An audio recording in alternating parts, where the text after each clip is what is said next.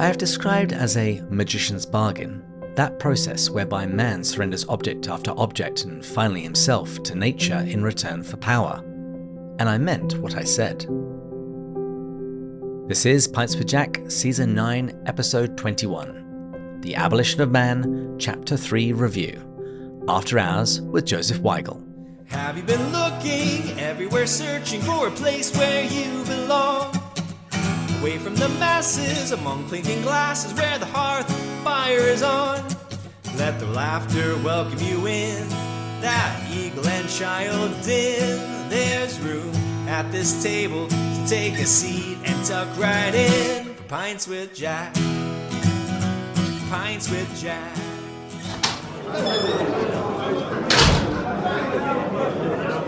Welcome, friends, to Pints with Jack.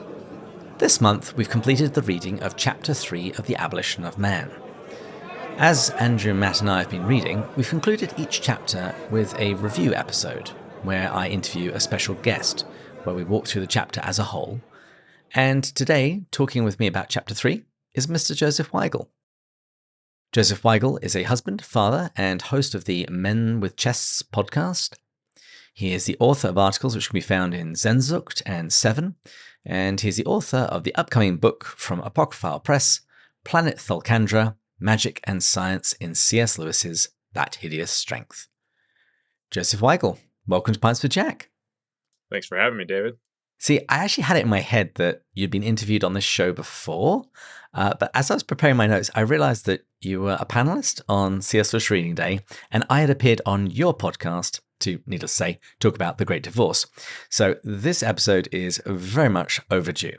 Yeah, I'm excited to be here and hopefully get to talk with you guys about That Hideous Strength coming up too. My favorite stuff to talk about. Yes, as I was planning out this season, I knew I wanted to do a review episode at the end of each chapter. I immediately penciled you in for this chapter, and we'll find out more about that in a little bit. We're recording quite late, so I'm enjoying a nice glass of Aberfeldy. Are you drinking anything? Yeah, I've got a glass of bourbon whiskey. It's from Heaven Hill Distillery, just like a old distillery in Kentucky. Lovely. Well, we've got a few patron supporters to toast today. Brendan Schmidt, as well as Robbie and Bruce Hinchelwood. Well, ladies and gentlemen, we hope you've all been enjoying this discussion this season so far, and we pray that the study will bear fruit in your lives and help prevent the abolition of man. Cheers. Cheers. Well, Joseph, what is your own personal history with the abolition of man? Because I know it's been a subject of study for you for some time. Yeah, it was a book that I found just by kind of being interested in philosophy as an adult. So I've been reading different texts that were philosophical works and had come across abolition as, one of those lists of like, this is a important philosophical work and, one of these prophetic works of the 20th century. And so I was like, oh, well, what is this? And I knew who Lewis was, and I had read some of his works before, but nothing that I'd ever really studied deeply. I had read, I think, Just The Lion, the Witch, and the Wardrobe, and maybe Prince Caspian as a kid. And, so that was long, long time ago. And then I had read Mere Christianity years prior as an adult, but hadn't really studied it. I just kind of read it as one of the books to read, and wasn't really that interested in going further with Lewis at that time. So Abolition of Man is what really hooked me, because I was like, well, there's a lot here and I'm not fully grasping it, so I need to do it again. I need to really get what he's saying, and that was really what got me into Lewis as like a academic pursuit of trying to get more invested in studying him. Yes, there's a quotation from Lewis about how people do their devotional reading, and he talks about the sort of man that likes to tackle a book of philosophy or theology with a pencil and rolling up his sleeves, and that's that. He comes away feeling moved and elated in a way that the more devotional books don't actually move him. I'm pretty sure that was Lewis. I'm pretty sure that's you, and it's definitely me. Yeah, that was me for sure. Yeah, my one copy of Abolition. I have multiple now, but it's, I mean, every page just has like scribbles everywhere throughout. Well, what would you say is the core argument of chapter 3? Because as we've been going through, we could kind of keep resetting just to make sure people are tracking the argument and seeing the overall arc of what Lewis is doing. So what would you say that is for chapter 3? Yeah, well, I try to put it in one sentence here, and then we can get into a lot of the details because there's a lot to it. But if I just had to put it in one sentence, I would say that subjectivism is leading to man's attempt to create a post-human world where the wants of the conditioners replace the Tao, or natural law. That's my attempt at one sentence of a succinct summary. And then I think there's a lot of points. So we can go through all of those, and it's not too long, but it really helps flesh out, I think, what that argument means. Mm-hmm. All right, so that's the one sentence summary. Unpack that for us. Yeah, so if we actually look at the chapter and kind of like follow its layout and the argument in a little more detail, the points that Lewis makes is that man is attempting to obtain full control of human nature, and that there's two things that he thinks that make this control more likely today. And he says that one is the omnicompetent state combined with the power of technology. Then the second is that you have this rejection of the Tao, or natural law, by the conditioners. These are the two things that he thinks makes this control a possibility. Mm-hmm. And then he goes on to say that when subjectivism debunks the idea of something being good, then all that we have left is I want. So this is the only thing that can be remaining. The people in the power to be the conditioners, whatever they want is what goes. He thinks this will lead to a surrendering of our souls, which is ourselves. And that's the final step of man's conquest of nature. And in so doing, then we just reduce ourselves to mere matter. We cut out the immaterial portion of humanity. Then this post-human quest, he points out, is taking place in democracies, not just the totalitarian regimes of his own time. Then he poses at the end that we might have a cure for how we can, ward off the abolition of man that he thinks is coming. And he thinks that could be this regenerate science, is what he calls it. And we'll talk about what that is a little bit later. But that's kind of, I think, like a step-by-step walkthrough of the chapter of the core points of what his argument is. Beautiful. We didn't talk about it on the episode, but I just want to point out, every time I see the phrase omnicompetent state, I snigger. As someone who has been, I've at least seen local government, the idea of it being omnicompetent, I have absolutely no fear of that. Maybe omnipotent in terms of like they can do everything. Whether or not they actually achieve what they set out to do is another question entirely. But let's then kick it off with that opening section, because he spends quite some time talking about man's conquest of nature. Why do you think he spends so much time here to begin with? Yeah, well, to quote him, he says he wants to make, and this is a quote, clear what man's conquest of nature really means, and especially that final stage in the conquest. And then he goes on to tell us what that is, and that's the power of a few men over the rest.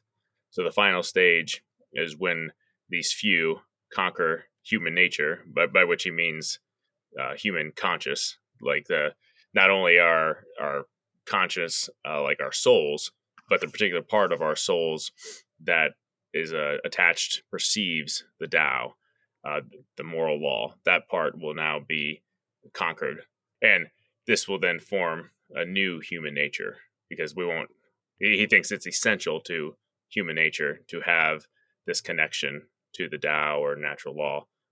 And so then if that's severed, now the conditioners will form this new quote unquote human nature. But as he's explaining, it's not really humans, we're not really men at that point, which is why he calls it the abolition of man.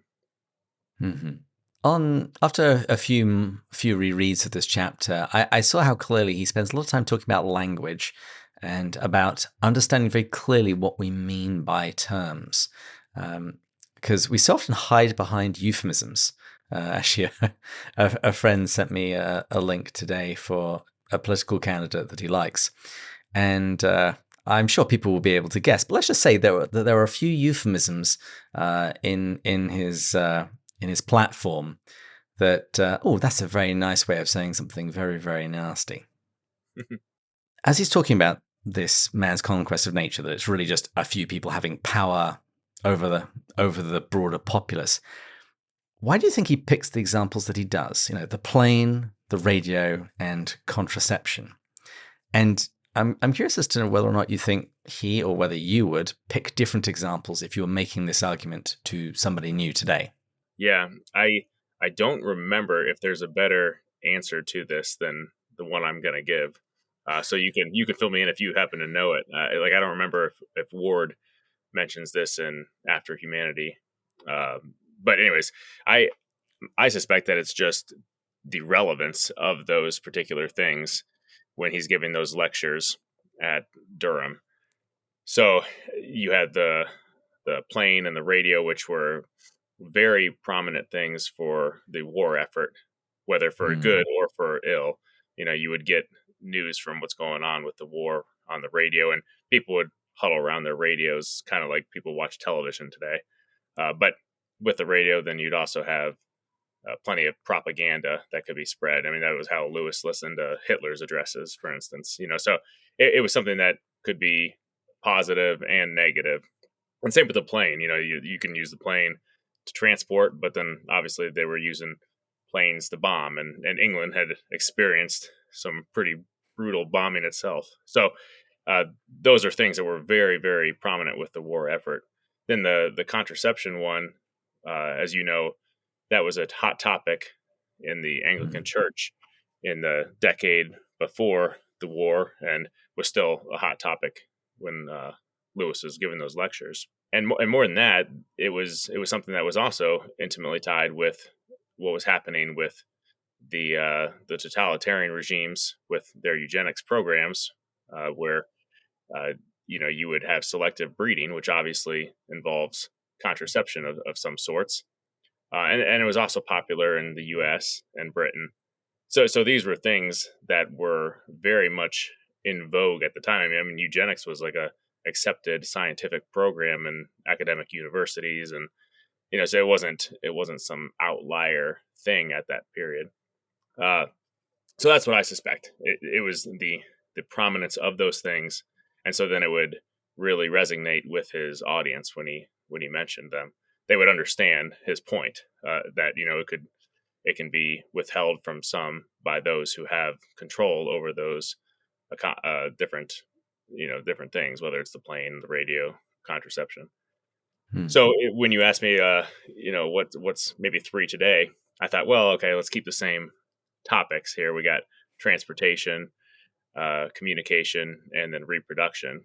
And I thought, well, maybe if I just picked some that I thought would be the relevant hot topic issues today, I thought of self-driving cars, which could be, you could like, oh, it's a benefit to have something that's self-driving at times. And then other times you think like, oh, it could easily be used to control me in a way that I would not want to be.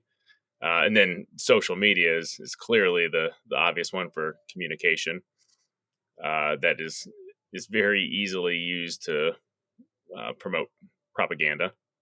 And then abortion would be the obvious one for reproduction.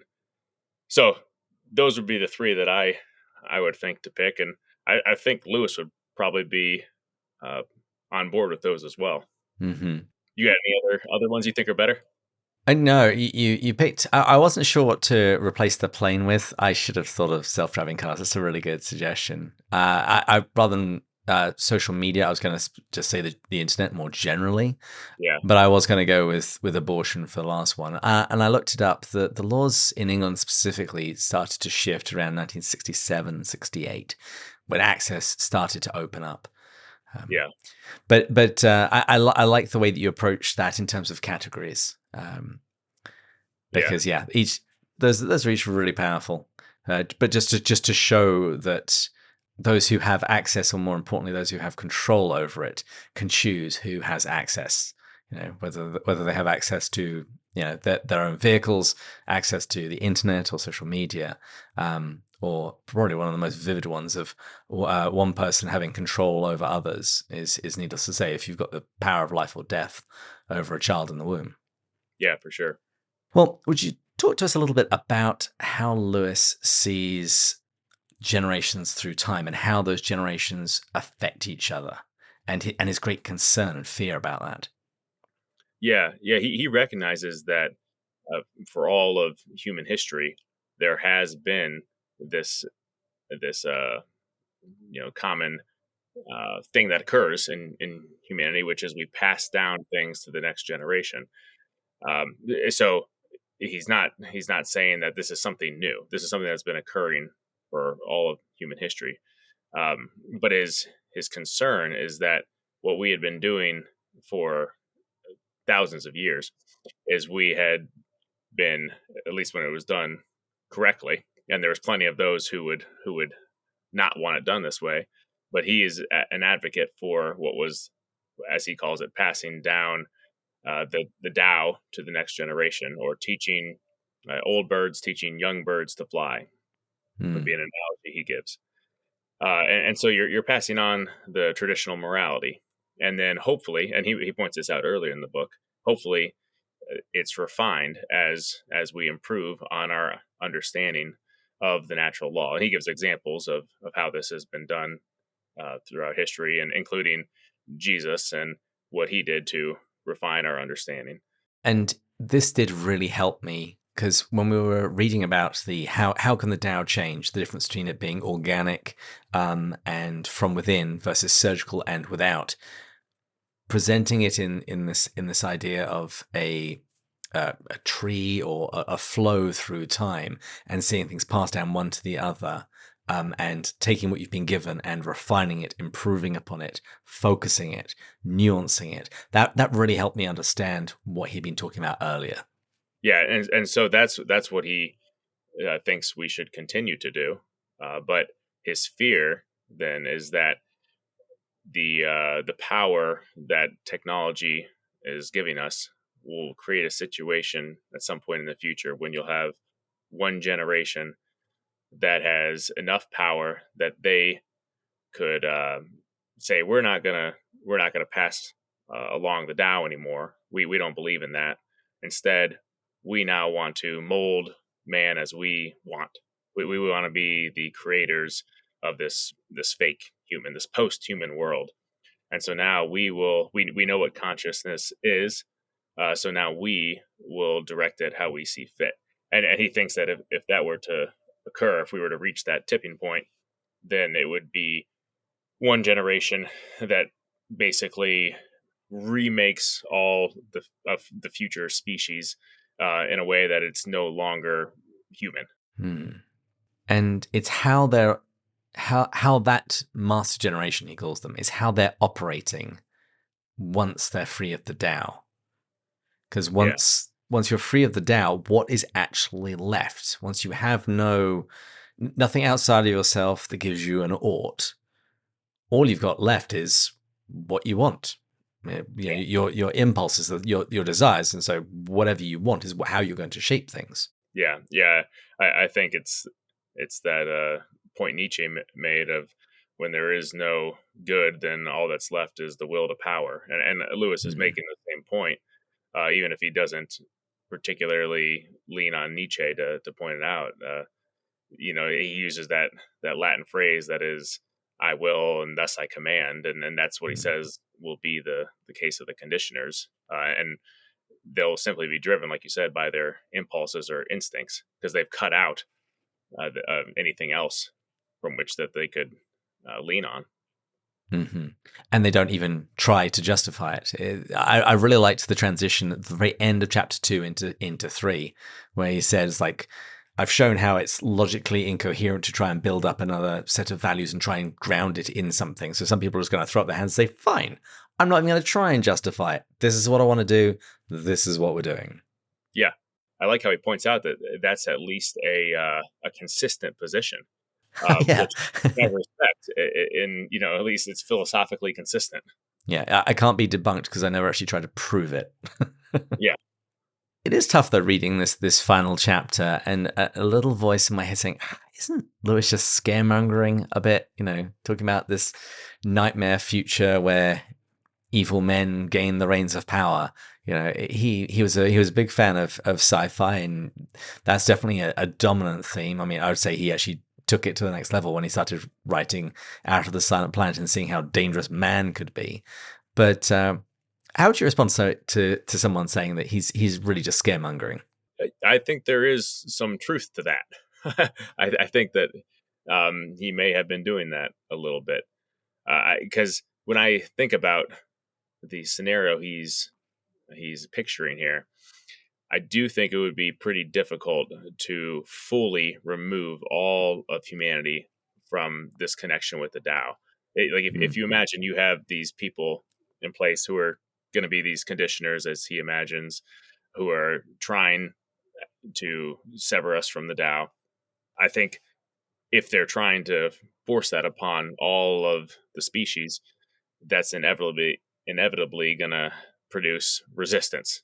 People that want to go about it the old-fashioned way, and part of the difficulty with their ability to bring all this about would be they would have to control all of humanity, whether by killing enough that you just had the people left who were going along, or by totally controlling reproduction, which is something that he gets into big time with that hideous strength. And that just seems really difficult for me to imagine being able to be pulled off on a worldwide scale. I could see how it could predominate and be a widespread, more like a worldwide thing, but I could still see how you would have pockets of genuine humanity surviving in the underground, so to speak. So I do think that it is harder for it to actually come to fruition, perhaps, than Lewis is letting on in his warning here. But I don't think that takes away from his warning, because even if the project were attempted and it was done on a great scale, that would be something that would be a major loss. So we don't want that, even if it isn't completely successful. Mm-hmm. And however one views COVID, you at least did get to see how people respond to extreme situations and government censure, etc. And like I said, however you view that, you do at least get to see that humanity as a whole, it was very much a mixed bag as to how people responded to it. Yeah, for sure. Some people, even entire countries, went along with what they were told to do, and others definitely didn't. Yeah. And there is also then the question is, then if it is partial, if the attempt to abolish man takes place down national lines, for instance, what would that look like when you have portions of the globe trying to abolish man and maybe even being quite successful within their own sphere, but other parts don't, and as you say, keep doing things the old-fashioned way? What happens when those two worlds collide? Yeah. And we haven't actually talked too much about sci-fi in this season, but what has been at the back of my head during all of these discussions has been Gattaca. Absolutely brilliant film, definitely one of my favorites, but definitely leans into the idea of genetic manipulation and that changing the standards of humanity as at least a partial thought experiment of what this might end up looking like. Yeah, I've seen that a while ago. That's one I should probably rewatch. Yeah, I think probably the more likely successful scenario for this bad outcome that Lewis is proposing would be if we were at the point where we had basically gotten away from all sort of national borders and had this world state situation. I think that would be that's obviously the much more frightening picture. And and kind of frightening that we have plenty of countries that are tending towards doing away, at least in some part, with this idea of a national sovereignty. So yeah, that would be, I think, a more likely case of the like mass success of this conditioner program. But even with that, I still think you'd have those people that reproduce the old fashioned way and keep things going underground, like we said. So then let's talk about if what Lewis says might come to pass actually comes to pass.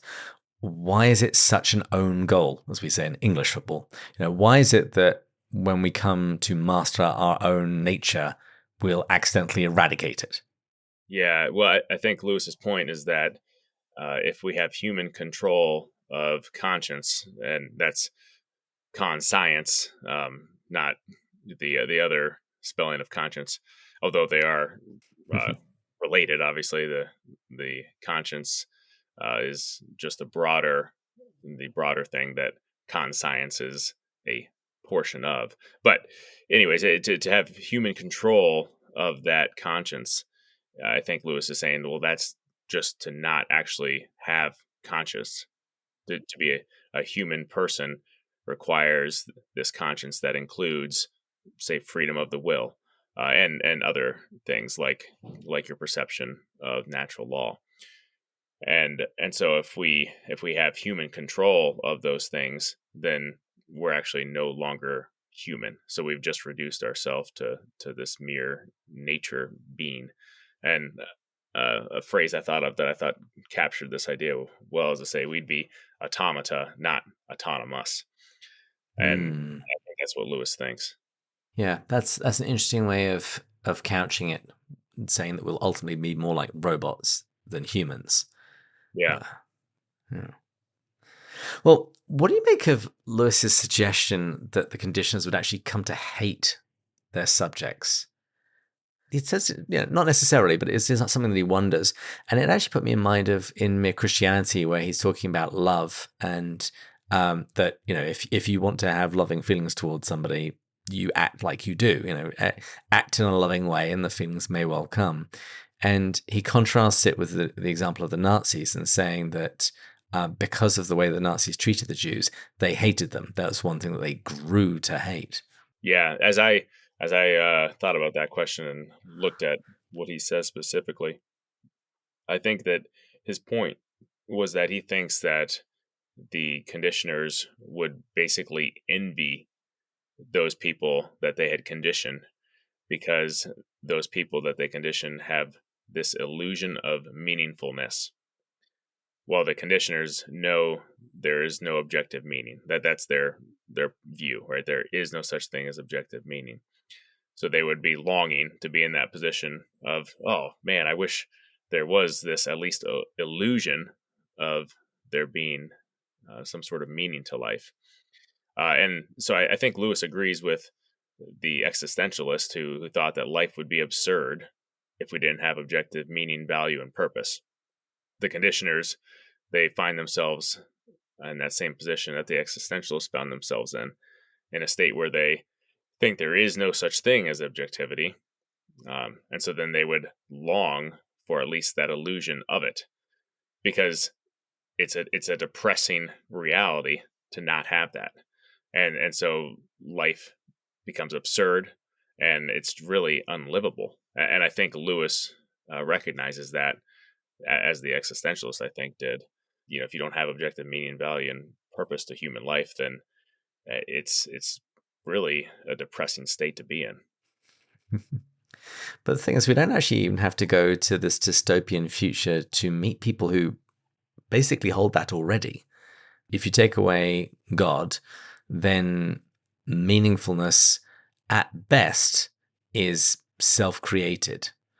Yeah. But in those cold, sober moments, you've got to realize that this is something I'm making up, and it's nothing more than whatever meaning I'm trying to conjure up from my life. Yeah.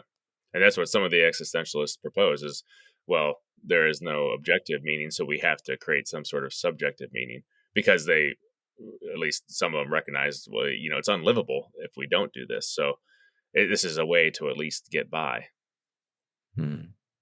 As we go through the chapter, Jack re-expresses his argument again by talking about what we mean when we speak about nature. I wasn't entirely clear why he was going through it again. Do you think he's just recapitulating, or is he trying to draw out something slightly different from his earlier arguments? Yeah, I think he wants to make clear that what he means by abolishing man is controlling the human soul in such a way that it no longer has free will, perception of natural law, creativity, and other faculties inherent to human persons. It's the removal of the imago Dei that makes us, so when we remove that, that's what makes us mere nature. I think he really wants to hammer home that point. That's what he means by abolishing man. As I was reading that section, it put me in mind of the scene in The Voyage of the Dawn Treader, with, in our world, a star is a flaming ball of gas. Even in your world, my son, that is not what a star is, it is only what it's made of. But that reductionist sort of thinking seems to be what Lewis is shooting at, in terms of, if this is how we view everything, that you're just reducing it to, dollars and cents, to atoms and forces, that if we just reduce people in particular, but really anything in our world, just simply to the sum of its parts, that's going to take us down a bad route, because we're going to lose something about that object that can't simply be summed up with physics, chemistry, and biology. Yeah, totally agree. Well, a good part of chapter 3 is about the relationship between science and magic. And I know this is one of your favorite subjects, so would you mind talking us through how Lewis views these disciplines? Yeah, there's a lot here. So I'll try not to go too far, because a lot of this, I think, will be stuff that we can discuss in your episodes on That Hideous Strength, if I'm back for that. But definitions first of these things, and in particular as they relate to abolition. Science in abolition, Lewis is referring to the physical or material sciences, so not scientia, knowledge generally, and that's important to understand, because Lewis sometimes will use the term to refer to that, but here he's talking about these physical sciences, or applied science is a term that he'll use sometimes. So that's what he's talking about with science and abolition. And Lewis is specifically he has in mind the discipline as it sped up in the 16th century, where you had things like anatomy, astronomy, chemistry, physics really taking off. Of course, he knows that there had been science well before these guys of the 16th century, going back to like Aristotle, you could say, was a scientist. But he has in mind what happens in the 16th century as these disciplines really pick up. Okay, so then magic in abolition, and he doesn't really give a definition in abolition so much, but you can make sense of what he's talking about in there when you refer to some of his other works and understand what he means by magic. It's not like a guy on a stage doing tricks. That's not what he's talking about. So magic is the attempt to use spirits of various sorts. There's different types of magic, but leave that aside. It's just to use spirits to command persons and things. So that's what he means by magic. And then in abolition, he brings up this relationship between science and magic to make a point about the unifying feature for some scientists, definitely not all.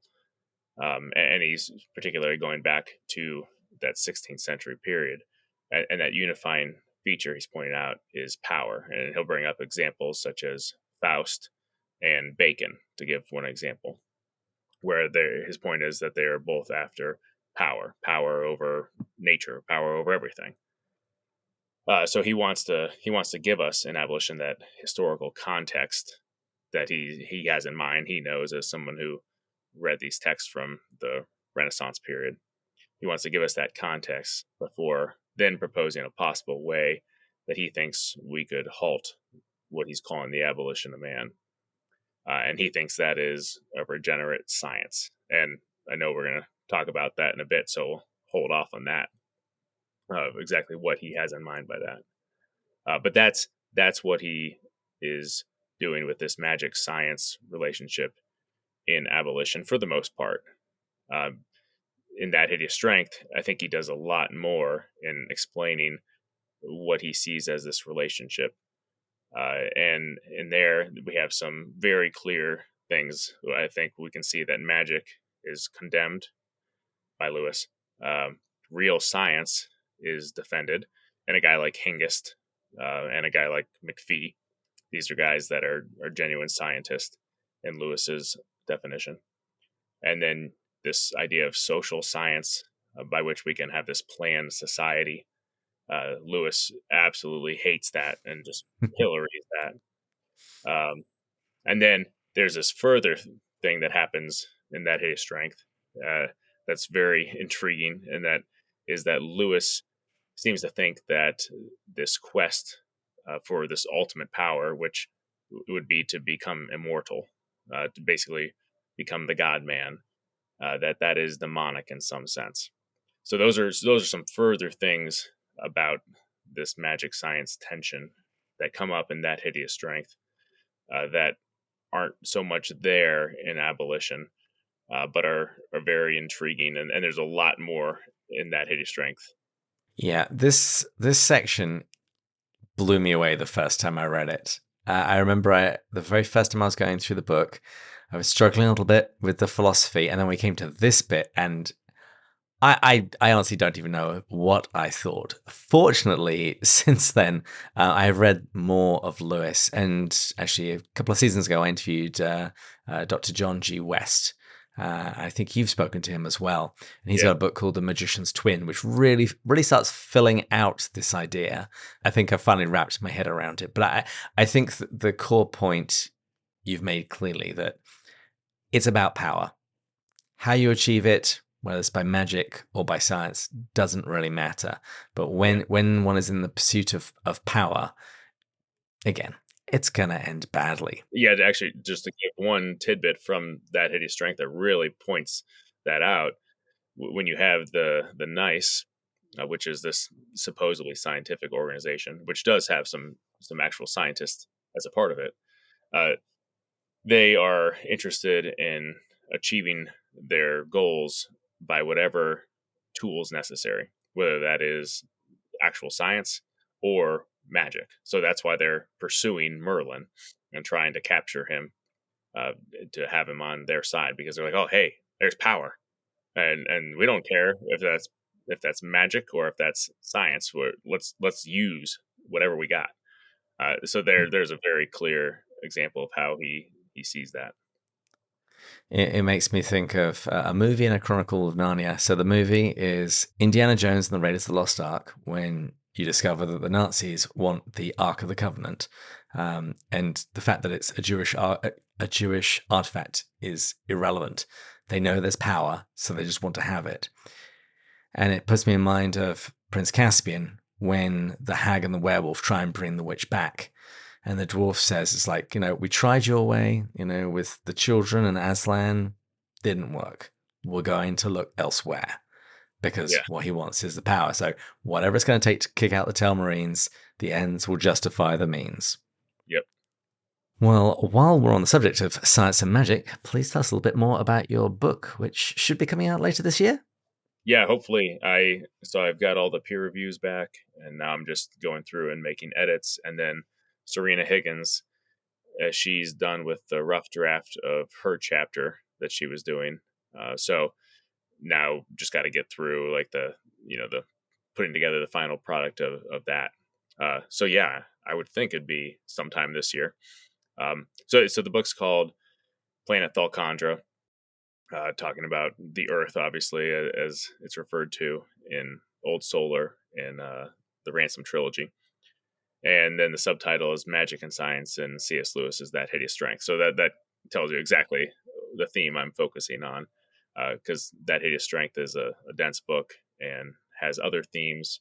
The other biggest theme, I would say, the other big one would be the idea of marriage and sex.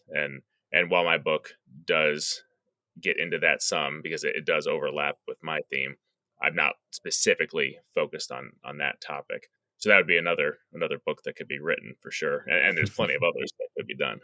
But anyways, my book, it takes us through that Hideous Strength chapter by chapter, looking at the things that are relevant to the topics of magic and science, which inevitably pulls you into other things like Lewis's view of the spiritual realm, his understanding of politics.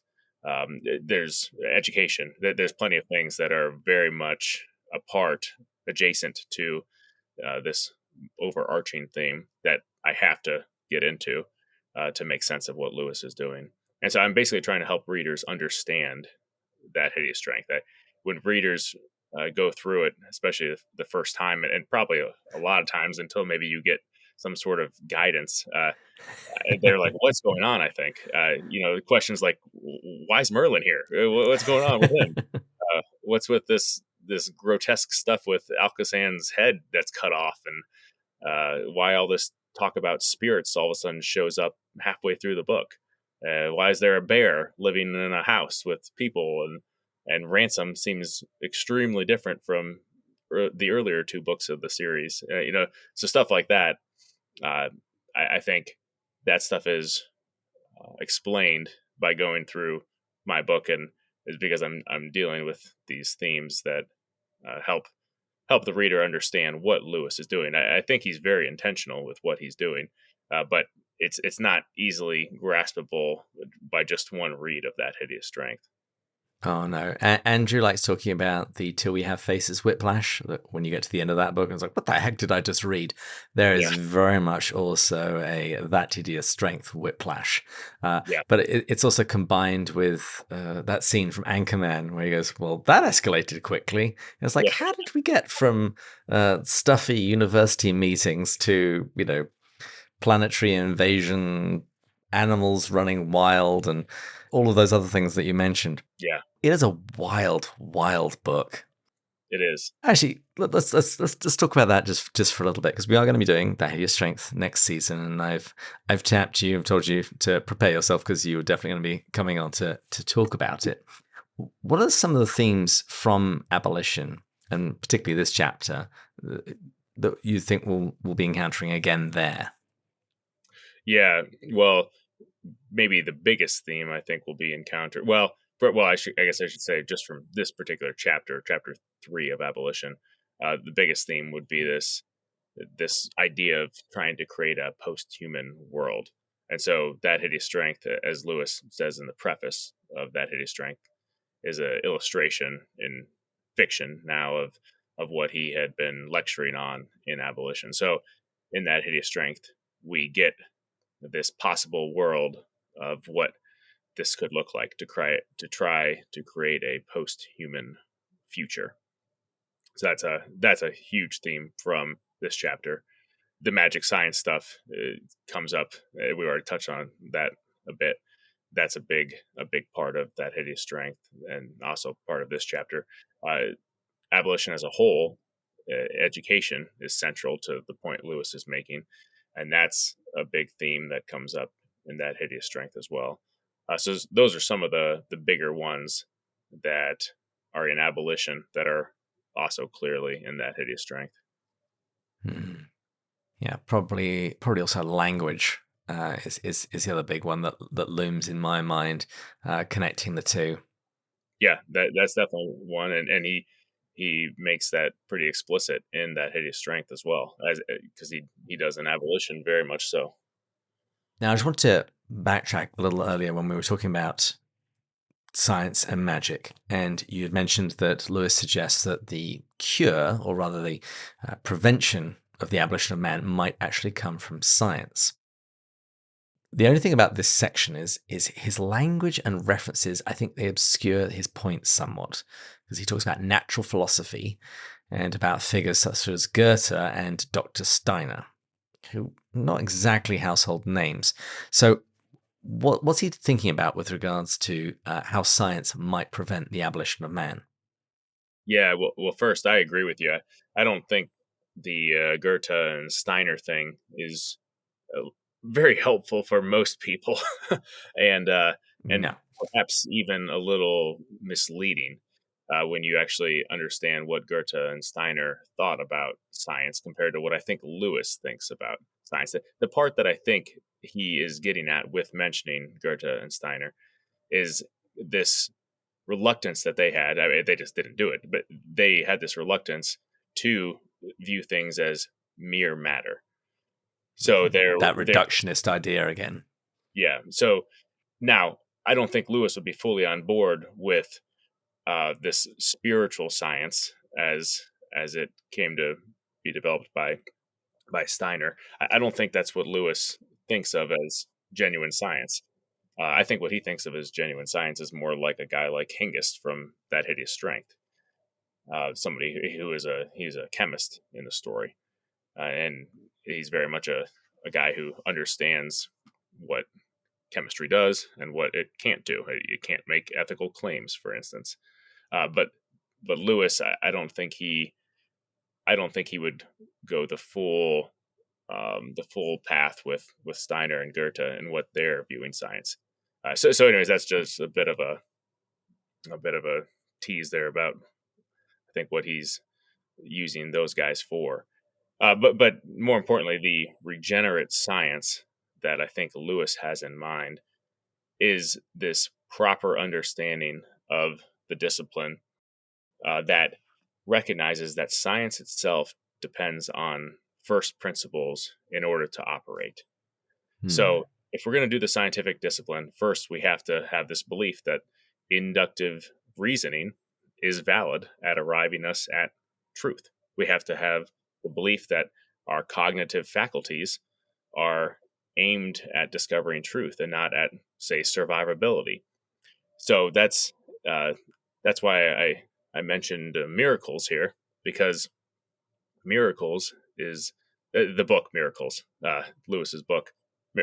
Terrible name for what the book actually is about, I think. But in the book, in the book, he is explaining this self-defeating nature of naturalism, which he points out if our cognitive faculties are derived, they came about by this process that is purely aimed at survivability, then we can have no confidence in the reliability of our cognitive faculties to arrive us at truth. So it's a self-defeating position to hold this naturalistic worldview that reduces everything down.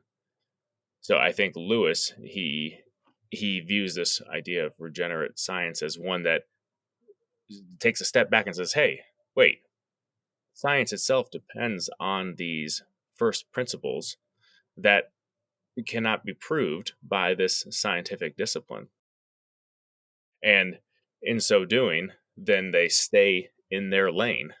They don't make these philosophical leaps and say, okay, well, now because of this scientific power, now we can make ethical claims. No, they recognize that ethics itself was something that was presupposed in the first place, from which then science was to operate on.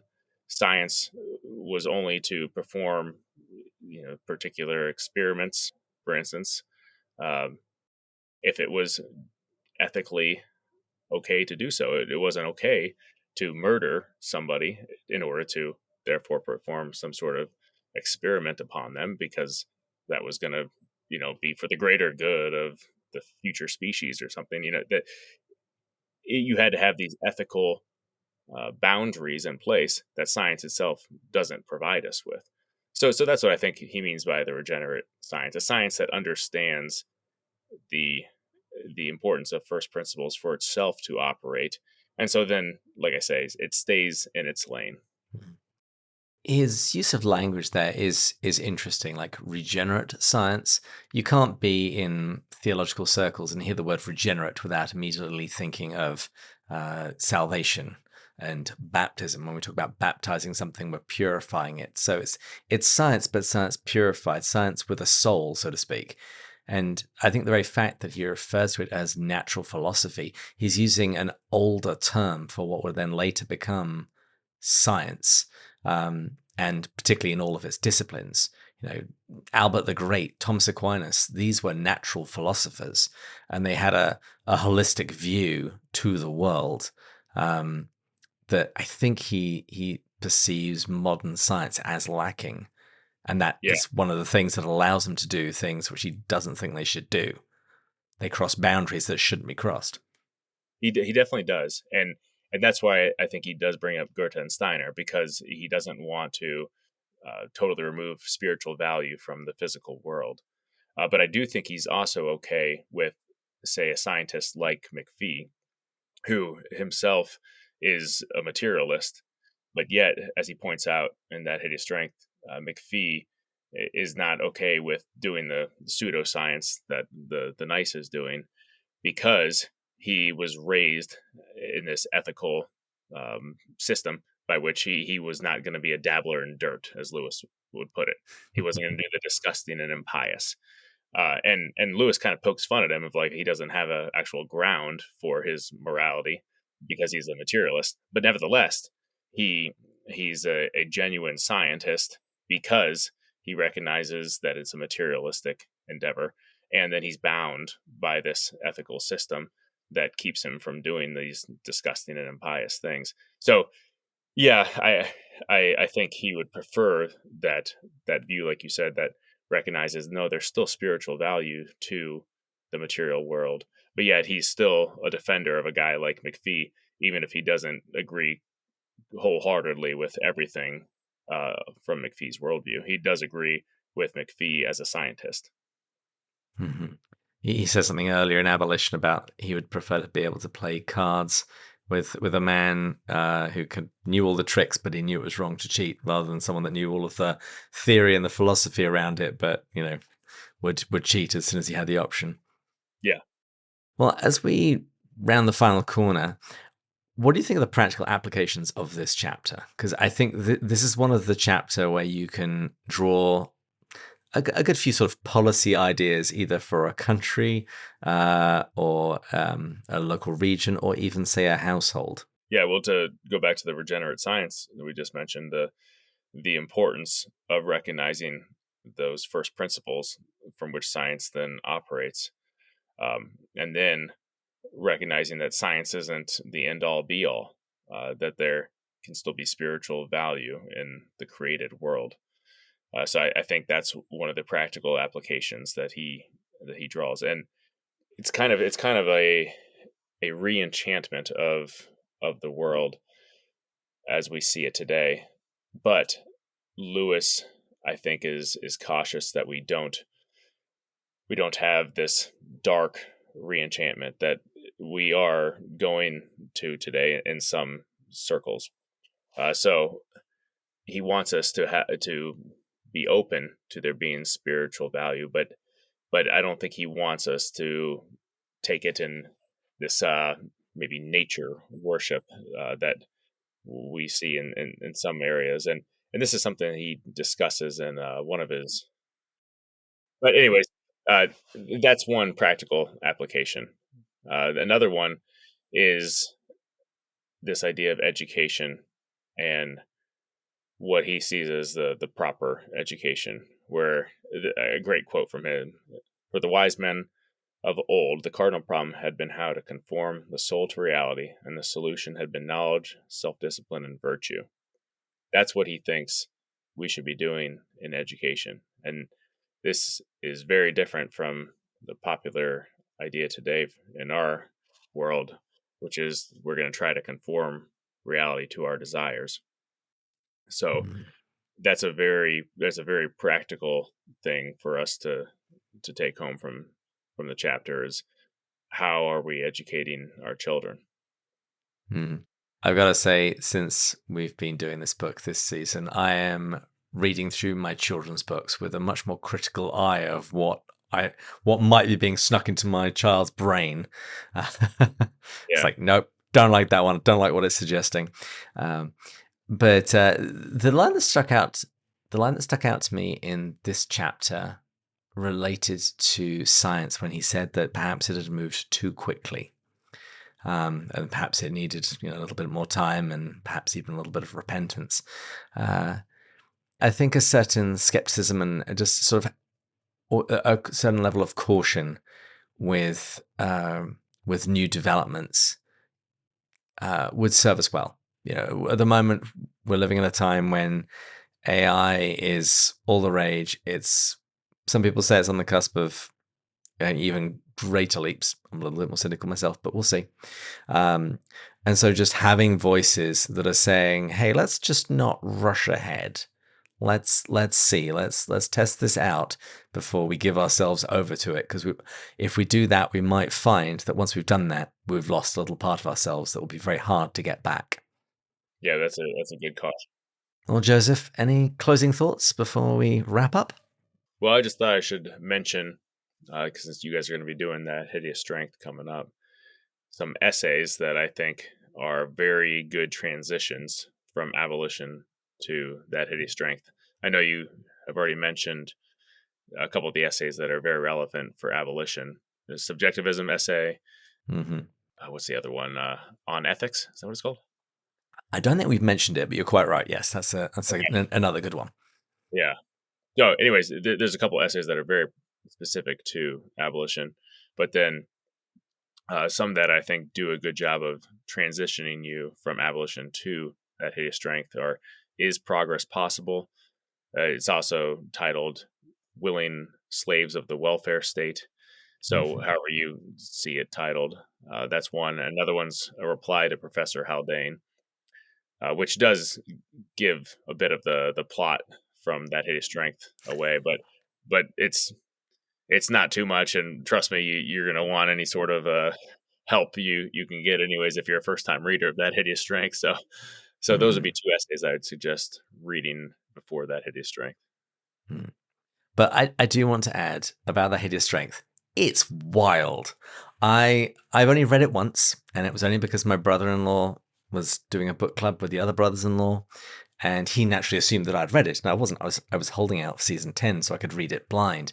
But he said that he wanted to do it, and so all right, fine. And so I sat down and read it, and I was a little trepidatious because I'd heard stories about this book, and I had a blast. It's definitely deep. It covers a lot of the topics of abolition, but so much fun. Yeah. So much fun. So if anyone's scared by us saying things like that, don't be. We're gonna have a great time next season. No, yeah, it's definitely a book that even if you read through and it's like, well, I'm not sure everything that happened, but it was wild and very entertaining. That's fine. I think you can definitely read it on that surface level, and it's great. And then you can go however deep you want and discover all sorts of things. That's kind of how I'm going about it. I've discovered more and more as I've gone deeper and deeper, and it's like, there's still more there. Well, I hear the call for final drinks, so thanks to my guest Joseph Weigel for coming on the show and talking us through Chapter 3 of The Abolition of Man. I also want to thank our stenographer Julia, our sound engineers Taylor and Sarah, all of our patron supporters, particularly our top tier supporters: Jacob, Alex, John, Ryan, Dan, Jody, Dave, Brian, Meg, Rebecca, Sarah, Mark, Kevin, Paul, Bud, James, Robert, Mark, Matt, Erica, Joelle, Amanda, Thomas, Shane, Becca, Paul, Gary, Stephen, John, James, Kate, Peter, Rowdy, David, and Angela. And of course, to all of you for listening. We pray for you every single time we release an episode. And if you've enjoyed this episode, well, hang on to your hats, because next season we're going to do that Hideous Strength, and it's going to be a lot of fun. So please join us then. We'll continue going further up And further in. Cheers. Cheers.